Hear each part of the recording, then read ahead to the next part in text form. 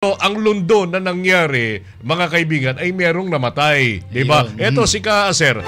Patunayan mo, may namatay na nga, Kaaser. Okay, mga kaibigan, ito po yung sinasabi ni Wilmer, kinumpirma po ni Antipolo Police Chief Lieutenant Colonel Ryan Manongdo na pumanaw kahapon Lunes, March 31, ang isang rider na binaril sa road rage sa Antipolo, Rizal. Kung naisapan natin ngayong hapon o kahapon yun, na 3 counts of frustrated murder, bale i-upgrade natin yan at i-amend natin siya kasi patay na yung biktima. Yung nakita nating nakahandusay, yung sa tabi na mismong SUV at gayon po na tinamaan at nabaril sa ulo, ito po ang tinuran ng Chief of Police na si Lieutenant Colonel Manondo sa isang video sa Facebook.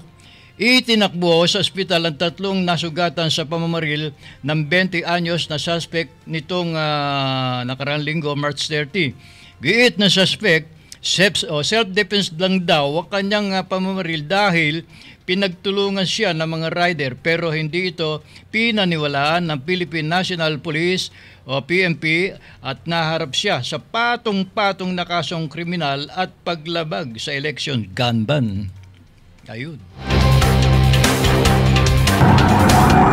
Patay na po yung isang biktima. No? Wala pang nakakalam nito.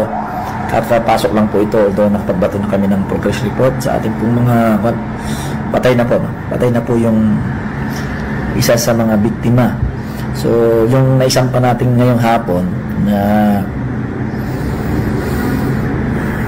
3 counts of frustrated murder, bali i-upgrade natin yun, i-amin natin siya kasi patay na po yung biktima, yung nakita natin na